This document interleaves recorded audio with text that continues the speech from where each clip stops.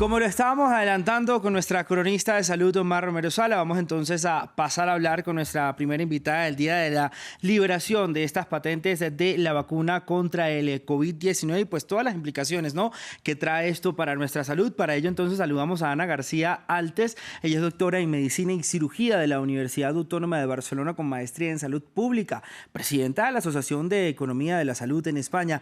Gracias, Ana, por estar con nosotros en Directo América de France 24. Mar. Hola, muy buenos días también. Cuéntenos, ¿cuál es el gran logro? ¿No? Hablemos primero de las cosas positivas de esta decisión a la que se llegó. Bueno, primero de todo, daros las gracias de que contéis conmigo y con la asociación a la que represento para estar aquí con vosotros. Un placer. A ver, ahora diré una obviedad, pero la pandemia es un problema de salud pública mundial. Y hasta que no logremos vacunar a toda la población, esto no va a acabar. Piensen que yo hoy estoy en una reunión de la Comisión Europea en que hablamos de COVID persistente. Hay países donde hay COVID persistente, países donde convive el COVID persistente con el COVID, digamos, activo, y países donde todo es todavía COVID activo porque no están vacunados. Por lo tanto, la vacunación es esencial para poder acabar con la pandemia y además evitar de este modo que el virus, el coronavirus, mute y aparezcan todavía variantes más peligrosas. Esto no ha acabado todavía. Entonces, importantísimo poder aumentar la producción de dosis de la vacuna. Lo que se ha visto es que digamos que no damos abasto, básicamente, porque la patente retiene el derecho de fabricación, con lo cual liberarlo es muy importante. Además, como bien decía Marc, lo ha expuesto muy bien, las vacunas, yo diría que todas ellas, directa o indirectamente, algunas directamente mucho, otras indirectamente, han tenido financiación pública, con lo cual abrir esa patente tiene todo el sentido, ¿no? Si esto se ha hecho con dinero público, pues ha de ser para todos. Claro, yo ahora quería aprovechar para recordar unas cifras, ¿no? Moderna recibió más de 950 millones de dólares de dinero público para su vacuna, Janssen 910 millones, Pfizer 800 millones. Es decir, que no estamos hablando de cantidades pequeñas. Pero pasemos a la siguiente pregunta, y es que hay organizaciones que han dicho que este acuerdo no es suficiente. Primero, por no incluir medicamentos o tratamientos, y luego porque estos mismos acuerdos están teniendo límites de producción. ¿Nos podría resumir un poco cuáles cree que son estas limitaciones que tiene el acuerdo? El tema es de que esto es como tener una receta, ¿no? Puedes tener la receta, pero a lo mejor si no tienes la cazuela, el fogón y el aceite, no puedes hacer la comida que se ha de hacer, ¿no? Con lo cual, a pesar de que liberemos esa receta, por decirlo así, hace falta inversión en equipos cualificados, a veces en infraestructuras, en tecnologías emergentes.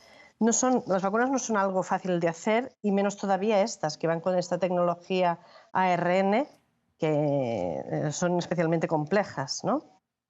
Con lo cual, por más que tengas la receta, puede ser que aún así no sea suficiente como para ponerte a fabricar.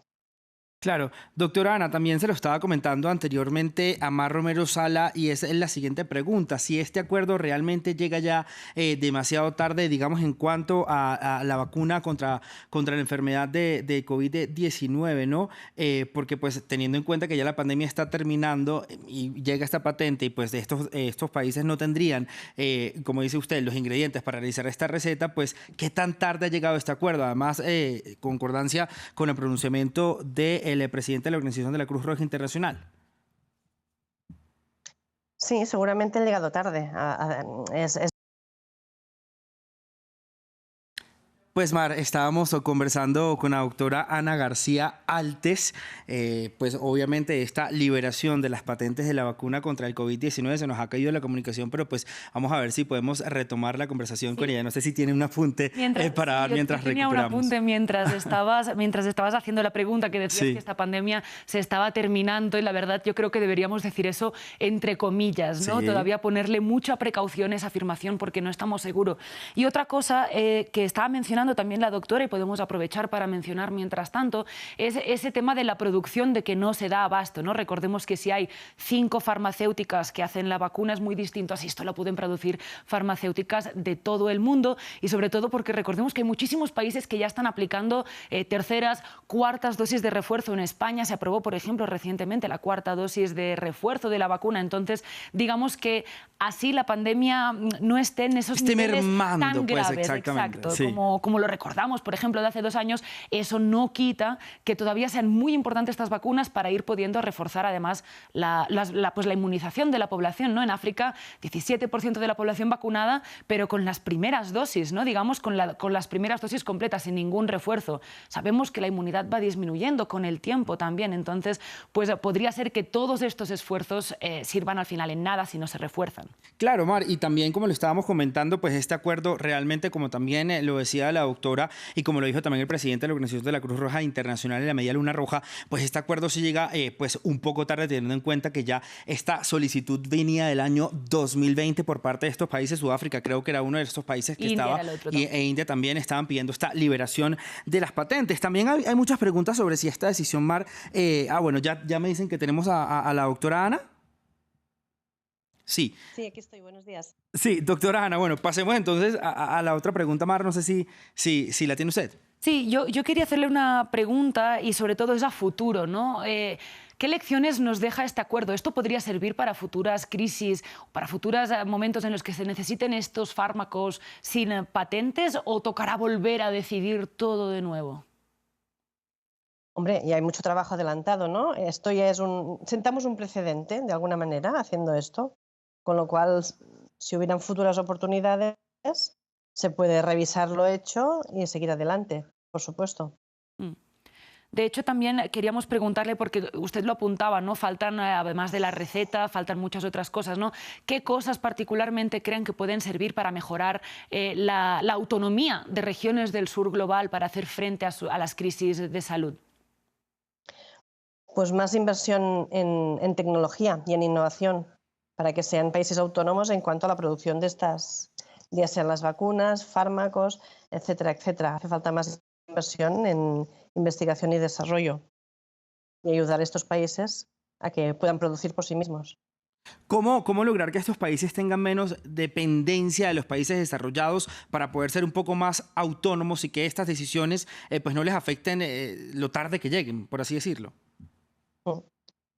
Pues que inviertan por sí mismos más en investigación y desarrollo, como decía, de manera que puedan tener tanto el conocimiento como la tecnología, como las infraestructuras, para ser capaces de hacer la producción de estas vacunas o medicamentos o lo que sea. Doctora, pero también habíamos visto que hay algunas de las farmacéuticas que habían hecho como acuerdos bilaterales para reducir el precio de sus medicamentos, o que habían hecho algunas estrategias para hacer una transferencia de economía, algunos hubs, por ejemplo, montados por la Organización Mundial de la Salud. ¿Esto realmente es un parche para una solución rápida o realmente es una estrategia que puede ser útil? Y Marta, agrego también, doctora, qué pena antes de que nos responda, le quiero preguntar si también esta falta de conocimiento por parte de estos países afectaría a la seguridad de la vacuna.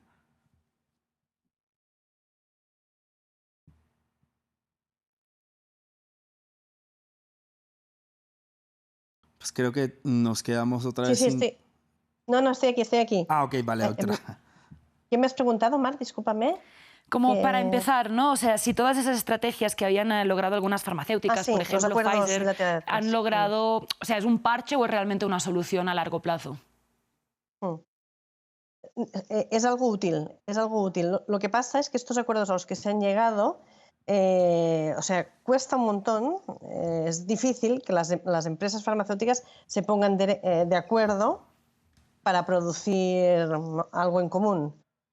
O sea, es algo que si esto tuviera que repetirse, cuando tú decías que hemos aprendido, bueno, hemos aprendido que esto se puede hacer, pero en caso de que tuviéramos que volver a repetir, deberíamos empezar desde cero a hacer acuerdos bilaterales entre compañías. Es algo extremadamente costoso que empresas distintas se pongan de acuerdo.